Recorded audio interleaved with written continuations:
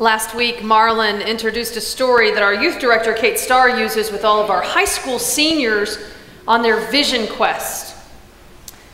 Now, they're actually going on that vision quest this month, so you may have met some of our seniors washing your car on Wednesday night. If not, there's still time to help them raise funds. But the story is about Nachiketa, who is seeking death. The story goes that after attending the funeral of some friends, Nachiketa deeply felt the brevity of life. He was in grief.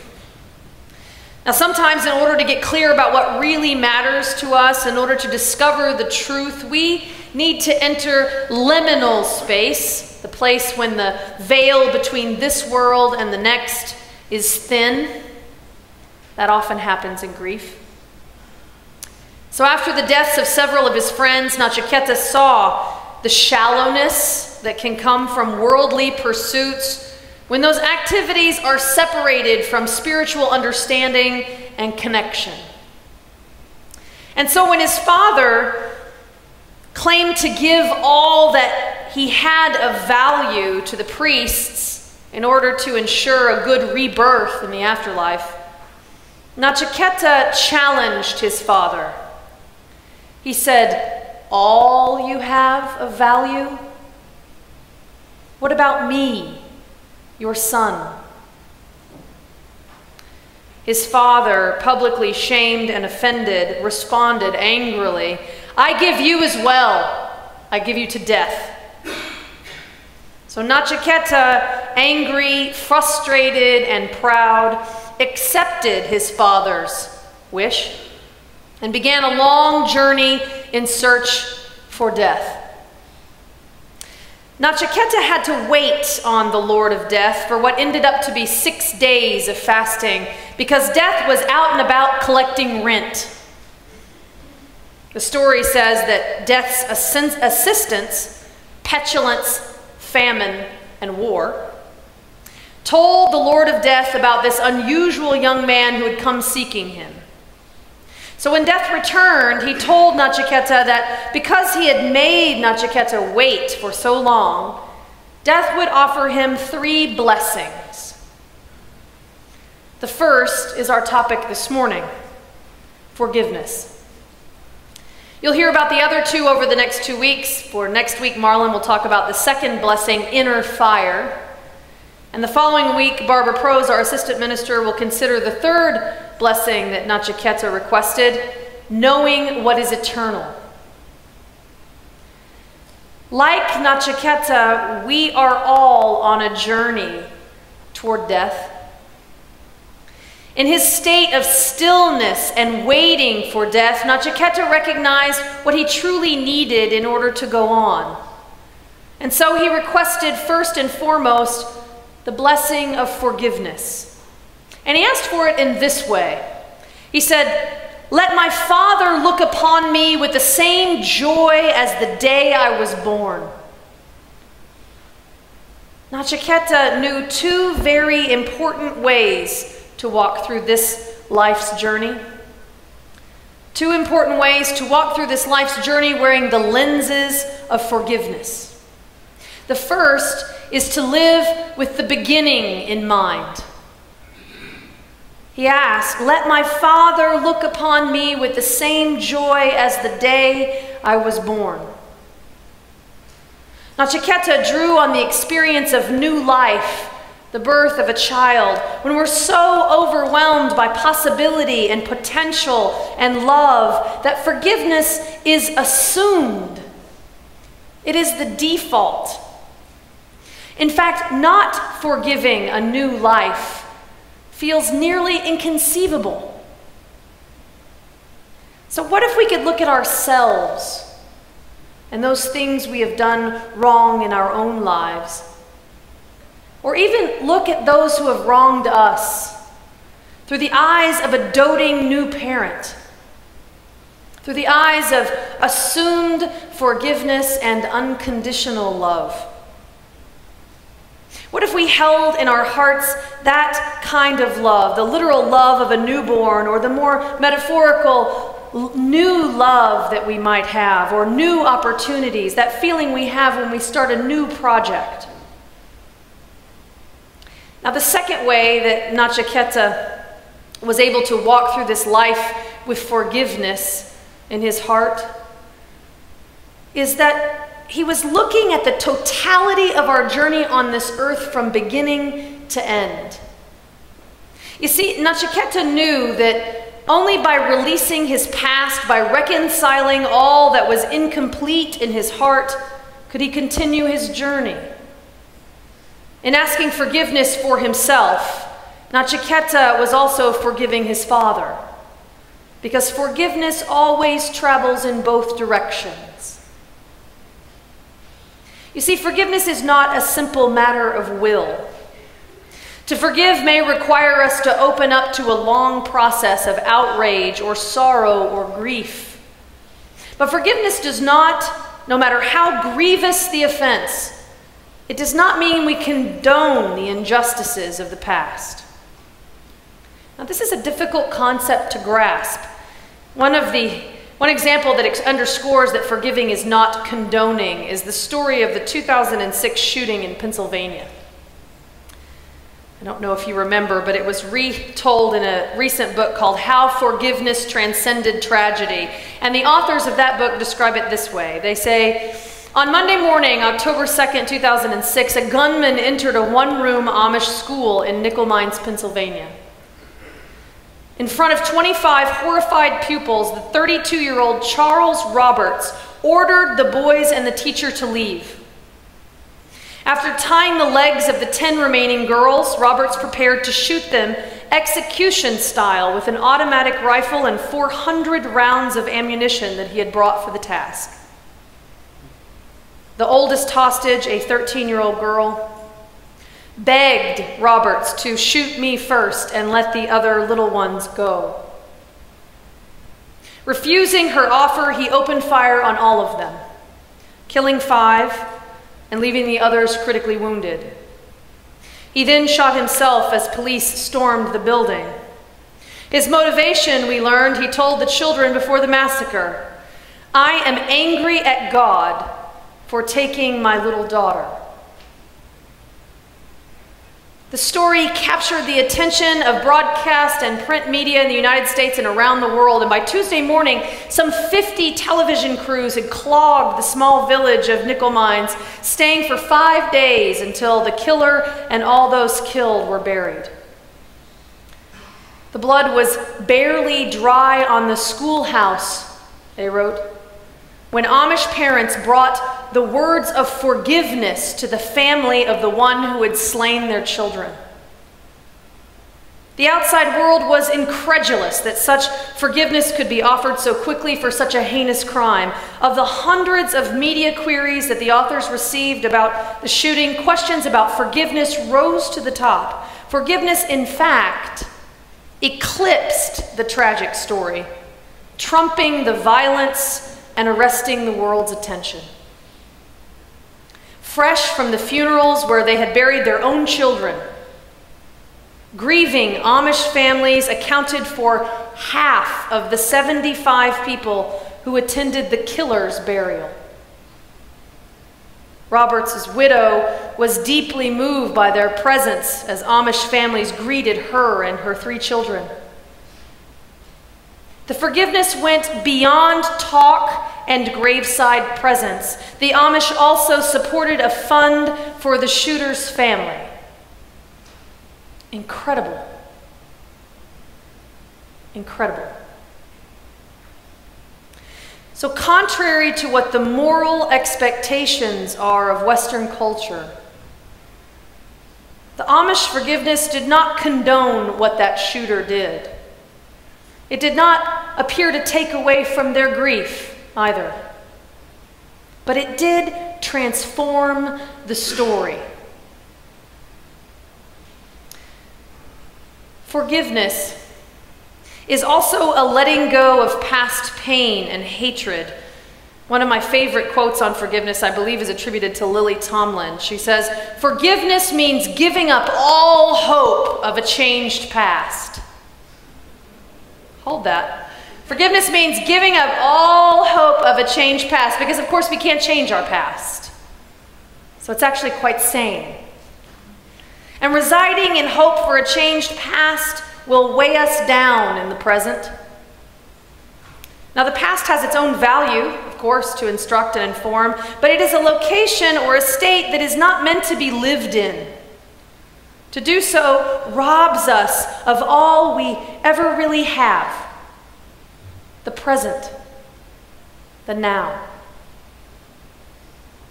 When we catch ourselves continually spending time in the past, then maybe we need to think about working with the professional who can help us come to terms and move on from there.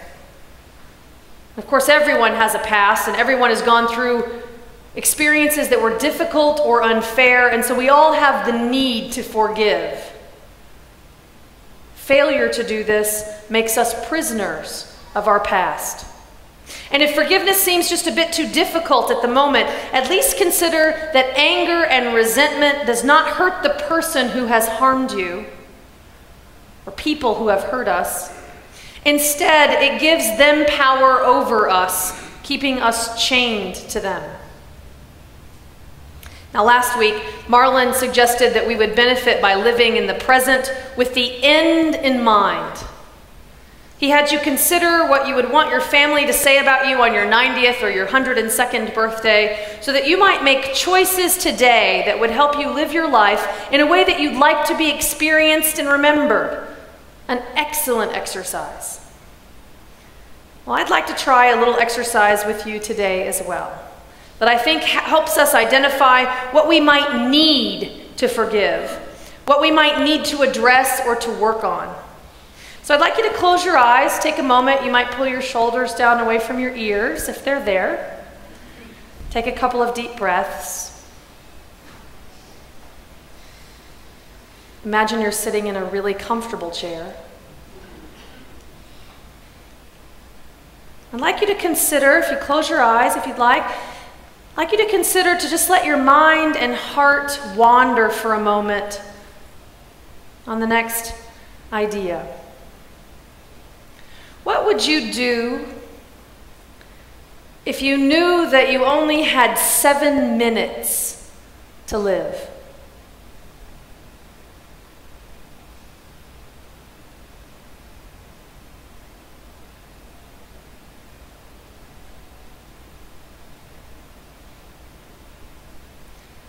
Now, what if you were told that, in fact, it was not 7 minutes, but you have only 7 hours to live? How does that shift your focus? With whom would you spend time? Are there conversations that you would want to have?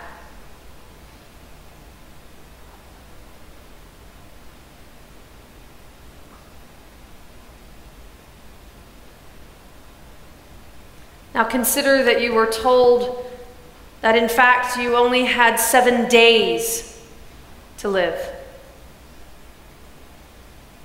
What does that change, if anything?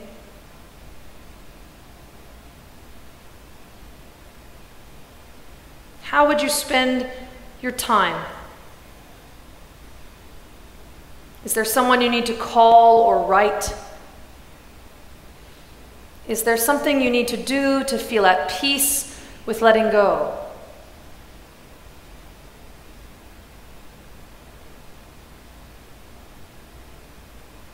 What if you were given 7 months to live? Does that, in fact, change how you spend your daily life?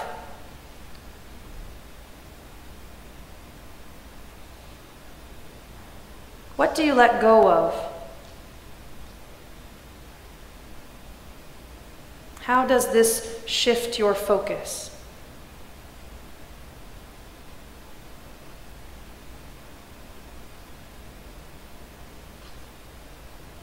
And lastly, what if you knew that you only had 7 years to live? What is so important for you to have done by then to feel as though this time that you've been given was used well?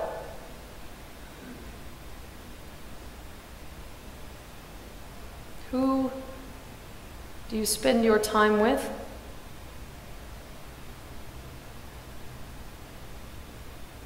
What do you spend your time doing?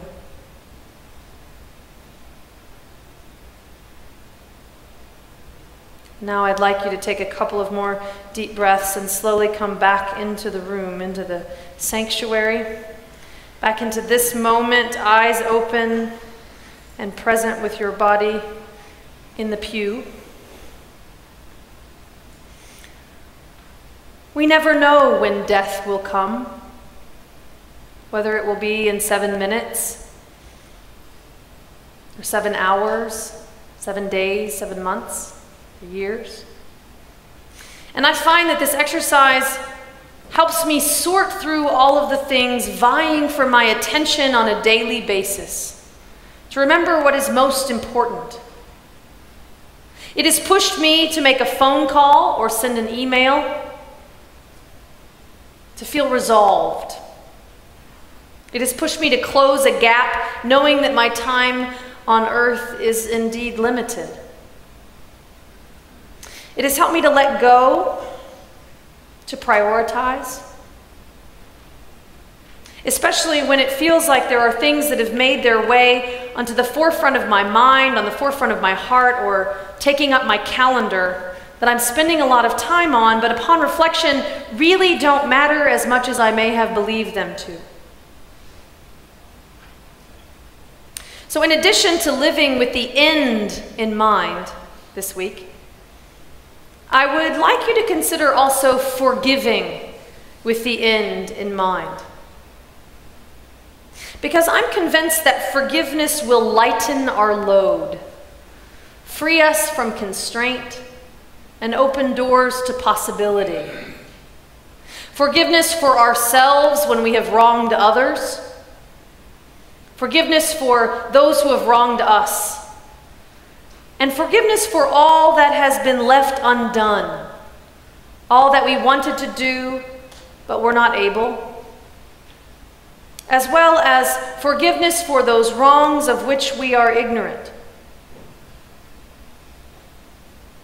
Forgiveness first requires us to stop punishing ourselves for the wrongs we have committed. So if you're in a cycle where you feel as though you must beat yourself up in order to pay penance for past wrongs, if you feel that the pain or the anger or the self-loathing serves as some kind of currency, some kind of payment for what you have done, let me suggest to you that forgiveness cannot be bought in this way. Anger and resentment and self-loathing do not lead to forgiveness. They offer a false hope of protection from being harmed in the future, but they do not offer forgiveness. There was a time when I believed in a God who would punish me in this way for wrongs that I had done, a God who required self-punishment as penance. But I don't believe in that God any longer. I no longer believe in a God who would require anger or resentment or self-loathing as payment for any wrong I have done. So let me suggest to you that the currency of forgiveness is not anger or self-loathing or resentment. Instead, the currency of forgiveness is vulnerability. And when it is appropriate, the currency of forgiveness is also corrective action. Self-forgiveness comes when we search for the specifics of what we have done and share them with another human being. Sometimes this can be done with the person whom we have wronged. Sometimes we need a family member, a trusted friend, or a therapist or minister to help us bear the weight of those wrongs. But it is vulnerability that begins the process of self-forgiveness, when we can share the weight of our burdens with another.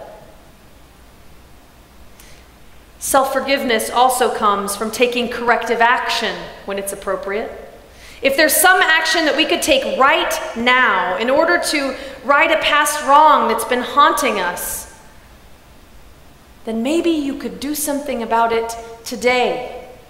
in case you only have 7 minutes, or 7 hours, or 7 days, or months, or years to live. Act as though your life depended on it. Now, the currency of forgiving others also requires vulnerability.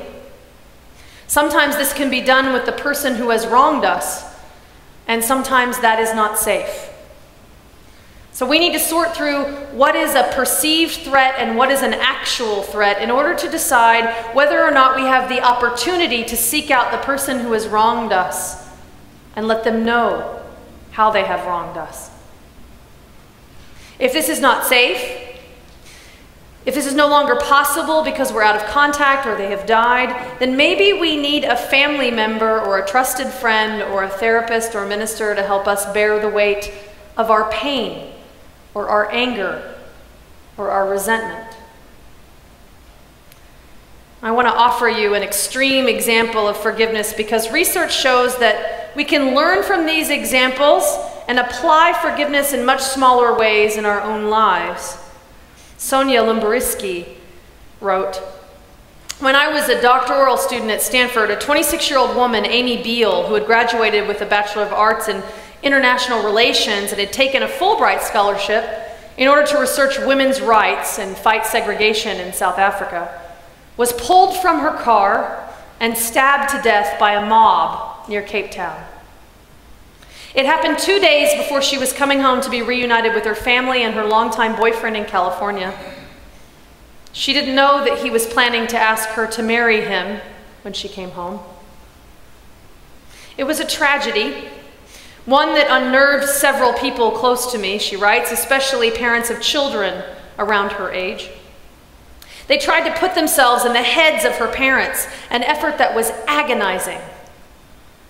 And 2 years later, Amy's parents returned to the township where Amy was killed and met with some of the killers' families in order to console them. To console them," she writes. 4 young men had been sentenced for 18 years for Amy's murder. The Beals came to witness their testimony in front of the Truth and Reconciliation Commission, during which the 4 men expressed remorse and pleaded for amnesty. And the Beals, Amy's parents, supported their release. Amy's father died shortly after that trip, but Amy's mother returned to South Africa yet again, this time to forgive one of the 4 killers, a man named Ntobeko Payne. He saw himself as a young freedom fighter, growing up poor and segregated in South Africa's townships, taught from childhood that whites were the enemy. But Amy's mom didn't just forgive him. She gave him a job with a future. He works as a guide and peer educator for HIV/AIDS awareness at the Amy Beale Foundation, which has programs in townships outside of Cape Town. He also travels the world with Amy's mother to tell their story of forgiveness and reconciliation. Amy's mother says that Ntobeko is part of her family now. Amy's parents had an awakening in their grief, in their pain. And I want to remind you that in our story this month, Nachiketa's awakening also happened from a place of grief. His awakening came from attending funerals of his friends. Nachiketa has much to teach us about this journey to death that we are all on. But we do not have to wait for a crisis or the memorial services of our friends in order to begin our journey with more intention. What can we do in order to set us on the path to welcoming forgiveness as a way of life on our journey? Well, you might spend some more time journaling or meditating or praying on the exercises that Marlon and I have done with you over the past 2 weeks.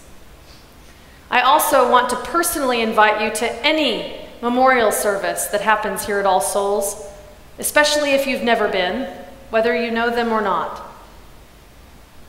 If you've never been to one of our services, What happens in these services will put your life into a new perspective. They are a reminder that life is short no matter how old the deceased.